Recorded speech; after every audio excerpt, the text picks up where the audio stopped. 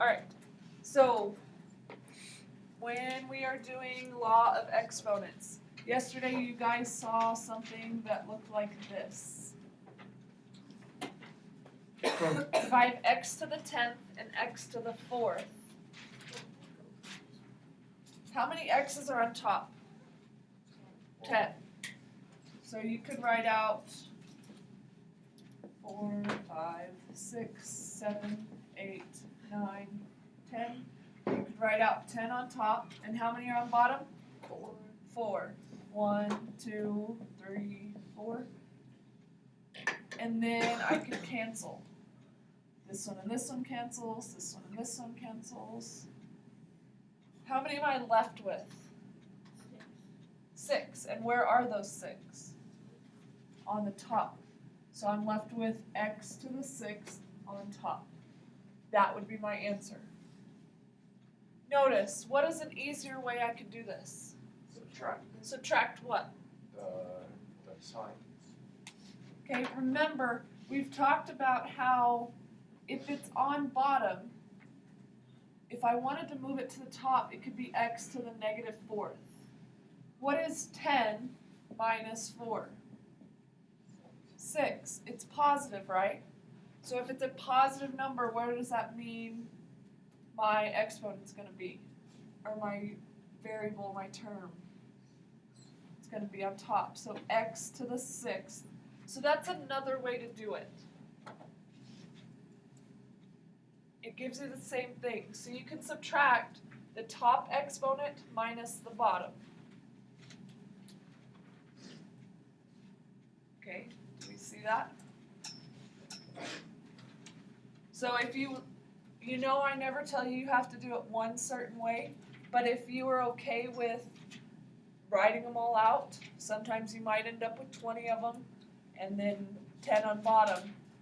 You can either write them out or you can actually subtract. 10 minus 4 is 6. The bigger number's on top, so that's where my variable and exponent's going to end up. Okay? Did everybody get? Yes, sir. If the bigger number was on the bottom, Remember, we don't, whenever we simplify, so we're about to do one that's like that, but whenever we simplify, when we write an answer, we never write it with a negative exponent, so you would write it as 1 over whatever was on the bottom. Max.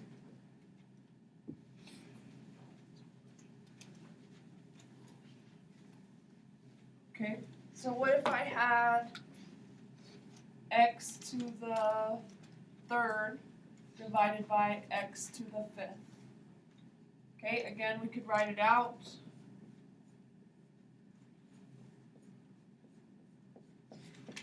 I could write it out if I wanted to. Cancel, cancel, cancel. How many am I left with?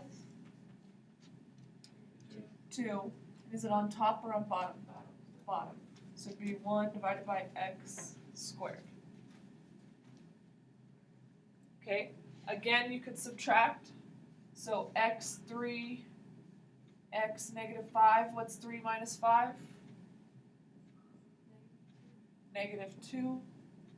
So where would a negative exponent go? On the bottom. So it'd be 1 over x squared. Or 3 minus 5 is 2.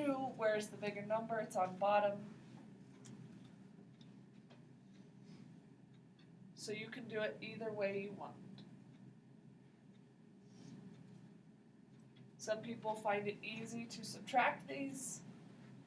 Some people find it easier to write them out.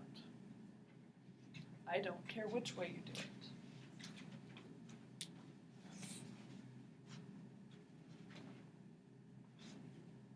Okay?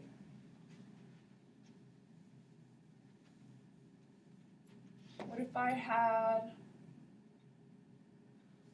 4x squared y and 2x y squared?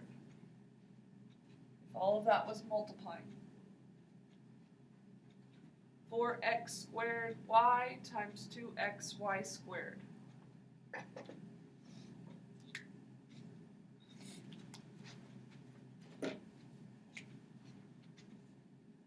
is 4 times 2? 8.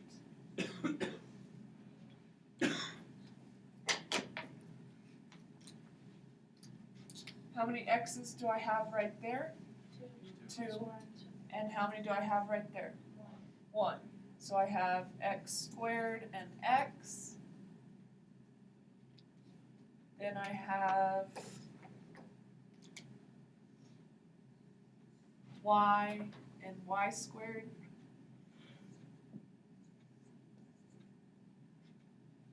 So simplify it even more. I have 8. How many x's here? 2 and 1, which makes 3. Then y and 2 more makes 3 again. So it's kind of like combining like terms, but you're multiplying instead of just combining them or adding them.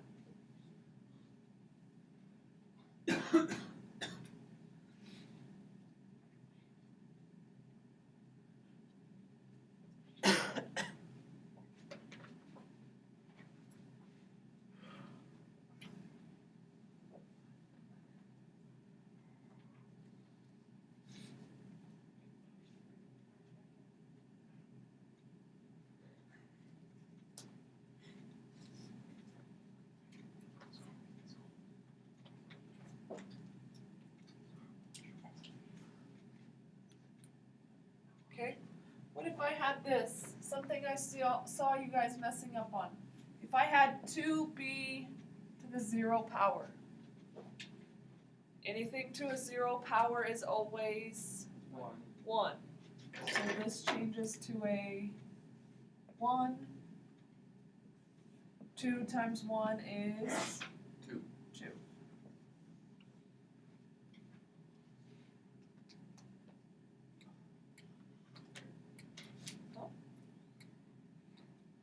So anything to a 0 power always changes to 1.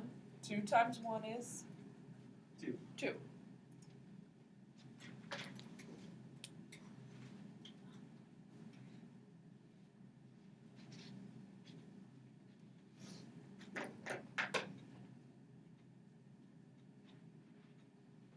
Okay. Alright, let's look at this one. What if I had 2x squared and all of it was cubed? This one is new. You haven't seen this one yet. 2x squared cubed. What does that cube tell you?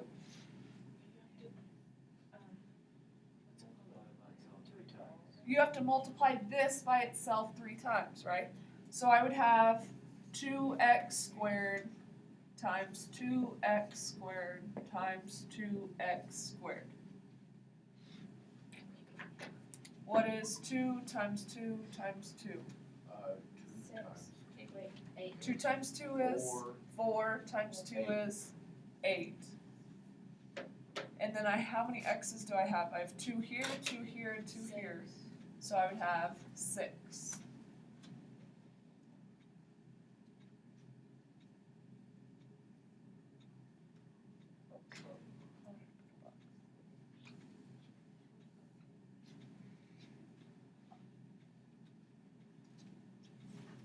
Okay, again, you know I show you more than one way to do it.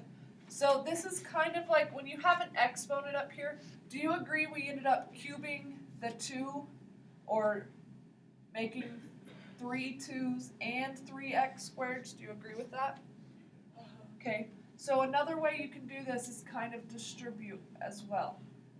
Distribute it into both parts. So I'm going to have 2 cubed and x squared cubed.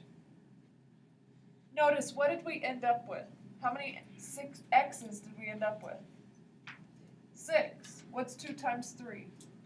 6. So you're going to end up multiplying that. 2 times 3 is 6. So I'm going to end up with x to the 6th. And 2 cubed, if you put it in your calculator, is 8.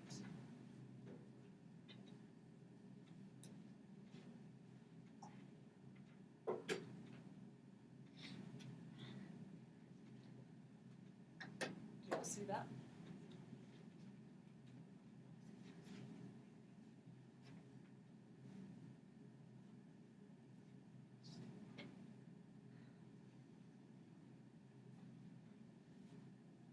Okay, so I'm gonna go ahead and write out all of the rules for law of exponents. So if you have, let me make sure I write this right. So these are the laws of exponents.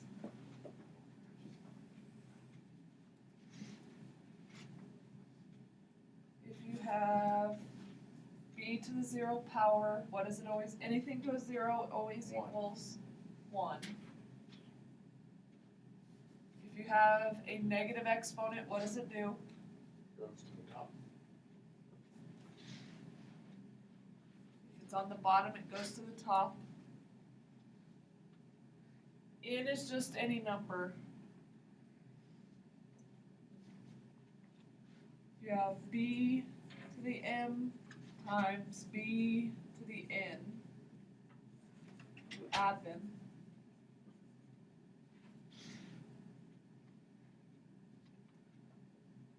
You have b to the m divided by b to the n. You subtract them.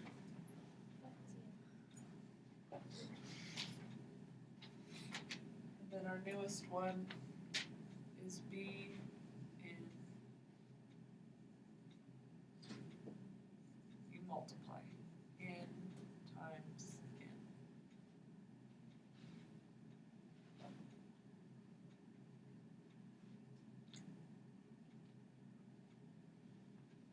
So this is, you multiply the two exponents. If they are like this, you add the two exponents. If it's dividing by, you subtract the two exponents.